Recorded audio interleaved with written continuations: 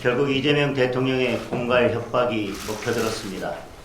특검 수사 때는 돈 받은 더불어민주당 인사들 명단까지 제출했는데 정작 재판에서는 단 한 사람의 이름도 밝히지 못했습니다. 오히려 실상은 더 명백해졌습니다. 이재명 정권과 더불어민주당이 통일교 불법 자금과 무관하다면 대통령이 직접 나서서 입을 틀어막을 이유가 없습니다. 대통령의 겁박에 통일교가 입을 닫은 것은 통일교와 유착된 것이 이 정권과 더불어민주당임을 입증하는 것입니다. 수천만 원 돈을 받고 1,000만 원 넘는 명품 시계를 받고 출판, 기념회, 후원금 등으로 금전적 지원을 받았다고 합니다. 대통령 최측근 인사들의 이름도 여기저기 등장합니다. 이재명 대통령이 더불어민주당 대표 시절 통일교 핵심 인물에게 직접 임명장을 수여하는 영상까지 있습니다. 그렇다면 이 사건의 정점에 과연 누가 있겠습니까? 그 실상이 드러나는 것이 두려워 진실을 묻으려는 것입니다. 이재명 대통령이 특검 수사 내용을 미리 보고받고 국무회의 공개 겁박에 나선 것이라는 의심도 지울 수가 없습니다. 대장동 항소 포기처럼 이제 국무회의는 법원과 검찰을 겁박하는 컨트롤 타워가 되었습니다. 죄를 죄로 덮는 것은 파멸의 지름길입니다. 민중기 특검의 선택적 수사와 대통령 사전 보고 여부, 국무회의 발언 경위에 이르기까지 특검을 통해 진상을 밝혀야 할 심각한 국정농단입니다.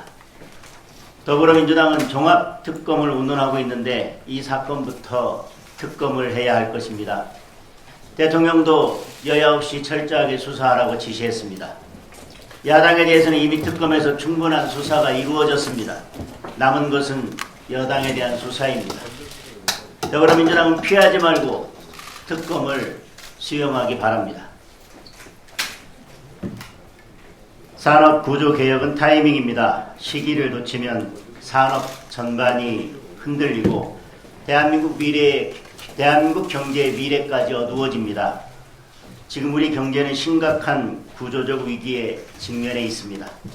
특히 우리의 주력 산업 가운데 하나인 석유화학산업은 산업 재편과 체질 전환이 시급합니다. 글로벌 공급 과잉과 무리한 설비 증설에 고금리, 고환율, 고비용의 삼중 압박이 더해지면서 산업의 생존을 걱정해야 하는 상황입니다. 국내 3위 에틸렌 업체인 여천 NCC는 3공장 폐쇄를 검토하고 있습니다.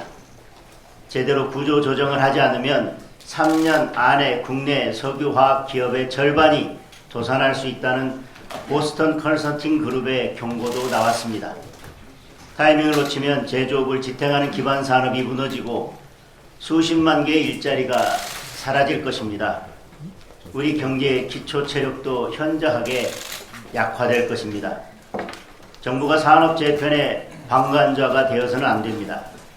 자구안을 내라고 독촉만 할 것이 아니라 금융 세제 지원, 에너지와 물류비 절감, 규제 완화 등 적극적인 지원을 펼쳐서 체질 전환을 뒷받침해야 합니다. 특히 산업용 전기요금의 인하는 더 이상 미룰 수 없는 과제입니다. 우리나라의 단위당 전기요금은 192원으로 미국 112원, 중국 127원에 비해 상당히 높은 수준입니다. 비싼 전기요금이 우리 산업의 경쟁력을 떨어뜨리고 있습니다. 여수와 서산을 비롯한 산업위기 선제 대응 지역만이라도 전력산업 기반 기금을 면제하도록 전기사업법을 개정해야 합니다. 산업 경쟁력이 높아져야 경제 활력이 살아나고 경제 활력이 살아나야 민생도 살아날 수 있습니다. 우리 당은 산업 현장의 위험 신호를 무겁게 받아들이고 현장의 부담을 실질적으로 덜어드릴 수 있는 정책들을 적극적으로 발굴해서 추진해 나가겠습니다. 이상입니다.